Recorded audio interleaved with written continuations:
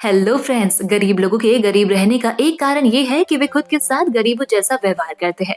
इस बात का मतलब ये नहीं है कि आज से ही आप महंगी ड्रेस, मोबाइल या महंगी कार खरीद लाओ। इसका मतलब है कि गरीब लोग वे काम नहीं करते हैं जो उन्हें पैसे के मामले में अमीर बनाए। दोस्तों, आप चाहे कोई जॉब करते हो या फिर अपना बिजनेस, एक रूल हमेशा याद रखें। सबसे पहले खुद को सैलरी दे।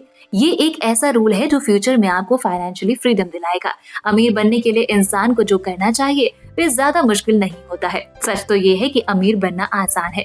समस्या ये है कि ज्यादातर लोग मुश्किल तरीके से ये काम करना चाहते हैं। कई लोग जिंदगी भर कड़ी मेहनत करके अपने रिसोर्सेज से नीचे के लेवल पर जीते हैं। वे ऐसी चीजों में इन्वेस्टमेंट करते हैं जिनके बारे में वे कुछ नहीं समझते हैं। वे खुद को अमीर बनाने के लिए कड़ी मेहनत करने के बजाय अमीरों के लिए कड़ी मेहनत करते हैं। इसके अलावा अमीर लोगों की देखा देखी काम करने के बजाय वे बाकी सबकी देखा देखी काम करते हैं। दोस्तों, कुछ आदतें आपको अमीर बनाती है और कुछ आदतें आपको गरीब बनाती है। गरीब लोग गरीब आदतों के कारण गरीब रहते हैं। अगर आप अमीर बनना चाहते हैं तो आपको बस खुद को अमीर आदतों की ट्रेनिंग देनी होगी।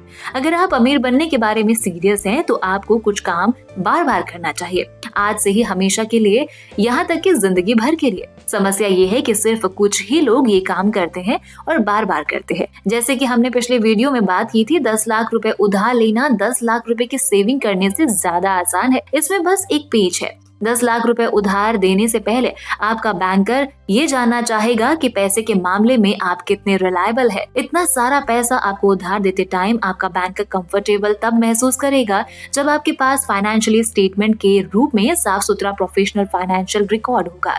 ज्यादातर लोग बड़े लोन लेने की एलिजिबिलिटी नहीं रखते हैं क्योंकि उनकी आदतें सही नहीं होती हैं। कई लोग जरूरत से ज्यादा हाई इंटरेस्ट रेट सिर्फ इसलिए चुकाते हैं क्योंकि उनके फाइनेंशियल रिकॉर्ड कमजोर होते हैं।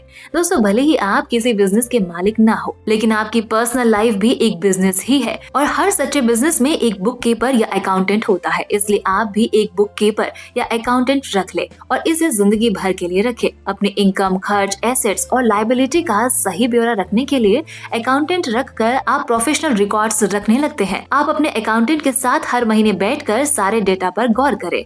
बार बार दोहराने से हम सीखते हैं। अपने मंथली इनकम एक्सपेंसेस को बार बार दोहराकर आप न सिर्फ एक अच्छी आदत डाल लेते हैं बल्कि आपको अपने खर्च की आदतों का भी नॉलेज होता है। आप ज्यादा जल्दी सुधार कर सकते हैं और आप अपनी फाइनेंशियल लाइफ पर कंट्रोल हासिल कर सकते हैं। दोस्तों, अब आपके मन में ये क्वेश्चन उठ रहा होगा कि ये काम खुद क्यों ना करे, इसके लिए किसी बाहरी व्यक्ति को क्यों रखे। इसके कुछ कारण इस प्रकार से हैं। नंबर 1, आप प्रोफेशनली बी यानी बिजनेस या आई इन्वेस्टर क्वाड्रेंट के इंसान बनना चाहते हैं।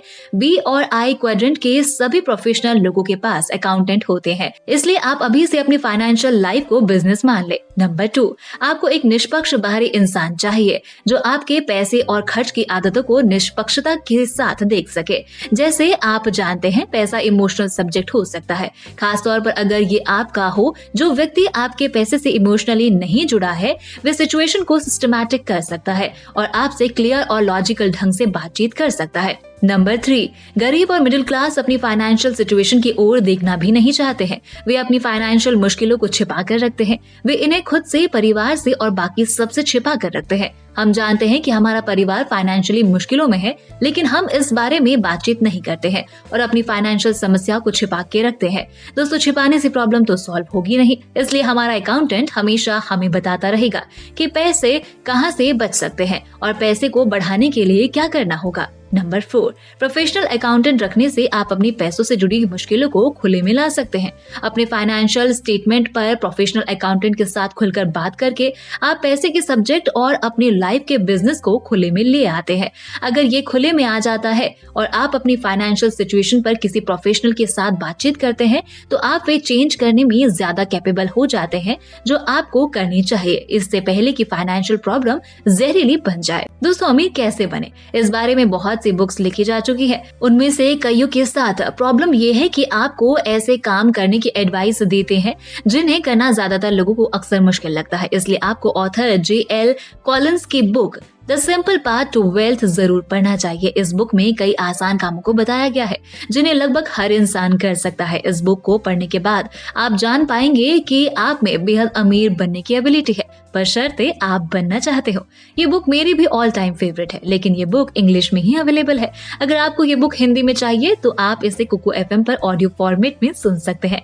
कुकू एफएम पर इसी तरह की बुक्स की ऑडियो आप कभी भी सुन सकते हैं। मैं खुद भी घर से ऑफिस आते टाइम अपनी कार में कुकू एफएम सुनती हूँ। दोस्तों, ऑडियो सुनने का यही फायदा होता है कि आप अपने दूसरे काम करते हुए आराम से ऑडियो सुन सकते हैं, जैसे ट्रैवलिंग, कुकिंग या फिर कुछ घर के दूसरे काम। दोस्तों, कुकू एफएम पर नॉन फिक्शन बुक समरी की एक ह्यूज लाइब्रेरी आपको मिल जाएगी, जिससे आप डिफरेंट टॉपिक्स के बारे में बहुत कुछ सीख सकते हैं, और वो भी हर रोज केवल ₹1 से भी कम खर्चा करके।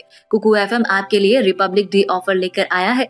आपको बस इस वीडियो के डिस्क्रिप्शन में दिए हुए लिंक पर जाना है और इंडिया इस कूपन कोड को अप्लाई करना है और आपको एनुअल सब्सक्रिप्शन पर 50% डिस्काउंट मिलेगा। लेकिन दोस्तों, जल्दी कीजिए, क्योंकि ये ऑफर 29 जनवरी 2022 तक ही वैलिड है। प्ले स्टोर पर +4.5 रेटिंग के साथ कुकू एफएम अभी इंडिया की लीडिंग ऑडियो पॉडकास्टिंग प्लेटफॉर्म बन गया है। तो अभी कुकू एफएम ऐप डाउनलोड कीजिए और बुक्स पढ़ने के बदले ऑडियो बुक सुनकर अपना टाइम, एफर्ट और मनी तीनों ही सेव कीजिए। दोस्तों, अब वीडियो में आगे बढ़ते हैं।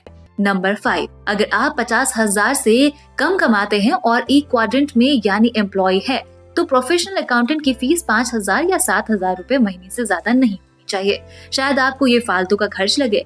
आप इस पैसे को कपड़ों या खाने पर खर्च करना ज्यादा पसंद करेंगे। इस तरह की सोच में समस्या ये है कि पैसे को खाने या कपड़ों पर खर्च करने से आपकी पैसे संबंधी प्रॉब्लम्स नहीं सुलझेंगी और आप ज्यादा अमीर नहीं बन पाएंगे। जैसा हमने पहले बात की थी, अच्छा कर्ज भी होता है, बुरा कर्ज भी होता है, अच्छी इनकम भी होती है, बुरी इनकम भी होती है, अच्छे खर्च भी होते हैं, बुरे खर्च भी होते हैं। अकाउंटेंट और दूसरे प्रोफेशनल फाइनेंशियल एडवाइजर रखने में खर्च होने वाला पैसा अच्छे खर्च की कैटेगरी में आता है, क्योंकि ये खर्च आपको ज्यादा अमीर बनाएगा, आपकी जिंदगी को ज्यादा आसान बनाएगा और आपको बेहतर फ्यूचर के लिए तैयार करेगा। अगर आप अकाउंटेंट का खर्च सचमुच नहीं उठा सकते हैं, तो किसी अकाउंटेंट को खोजकर सर्विसेज का आदान प्रदान कर ले। आप उसके कुछ और काम कर दे और बदले में वे आपकी अकाउंटिंग कर सकता है। सबसे इम्पोर्टेंट बात, इसे करना है, कीमत चाहे जो भी हो, क्योंकि इसकी लॉन्ग टर्म में प्राइस बहुत ज्यादा है। दोस्तों, लाइफ में सबसे बड़ा खर्च वो पैसा है जिसे आप नहीं कमाते हैं। नंबर 6, सबसे इम्पोर्टेंट बात यह है कि प्रोफेशनल अकाउंटेंट रखने से आप अपने सामने इस बात की कंफर्मेशन कर देते हैं कि आप अपनी फाइनेंशियल लाइफ को सीरियसली ले रहे हैं। इसका मतलब है कि महीने में कम से कम एक बार आप अपने अकाउंटेंट के साथ बैठते हैं, जवाबदेह बनते हैं और सीखते हैं, सुधार करते हैं और अपने फाइनेंशियल फ्यूचर को दोबारा नई दिशा देते हैं। दोस्तों, आपका बैंकर आपसे आपके स्कूल या कॉलेज का रिपोर्ट कार्ड नहीं मांगता है। आपका बैंकर तो आपका फाइनेंशियल स्टेटमेंट मांगता है। स्कूल छोड़ने के बाद आपका फाइनेंशियल स्टेटमेंट ही आपका रिपोर्ट कार्ड है। स्कूल में हमें कम से कम हर 3 महीने में रिपोर्ट कार्ड मिलता था। भले ही आपके ग्रेड खराब हो, लेकिन रिपोर्ट कार्ड आपको और आपके पेरेंट्स को ये बात बता देता था कि आप किन सब्जेक्ट्स में अच्छे हैं और किन में कमजोर हैं, और इसके बाद ये आपको सुधार करने का मौका देता था। असली जिंदगी में जिन लोगों के पास फाइनेंशियल स्टेटमेंट या रिपोर्ट कार्ड नहीं है, वे सुधार नहीं कर सकते हैं, क्योंकि वे ये नहीं जानते हैं कि वे उस महीने, तिमाही या साल में कहाँ हैं।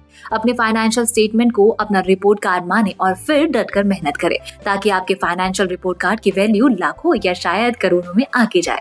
इसलिए आपका अकाउंटेंट इम्पोर्टेंट है। आपका अकाउंटेंट हर महीने आपको आपका रिपोर्ट कार्ड देता है। तो दोस्तों, आज से ही इन तीनों कदमों का पालन करें। पहला, एक अकाउंटेंट खोजे और उसकी सर्विसेज लेना शुरू करें। दूसरा, हर महीने अपनी फाइनेंशियल सिचुएशन का सटीक लेखा जोखा रखें। तीसरा, हर महीने अपने एडवाइजर के साथ बैठकर अपनी फाइनेंशियल स्टेटमेंट्स को रिव्यू करें, ताकि आप जल्दी सुधार कर सके। बाकी की बातें टू बी कंटिन्यूड।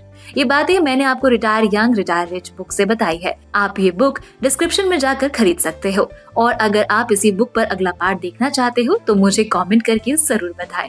दोस्तों, वीडियो पसंद आया तो लाइक का बटन जरूर दबा दें। साथ ही ऐसे ही काम की बातों के लिए चैनल को सब्सक्राइब करें और डिस्क्रिप्शन में दिए लिंक से ज़ीरोधा या एंजल वन से अपना डीमैट अकाउंट ओपन करना ना भूलें।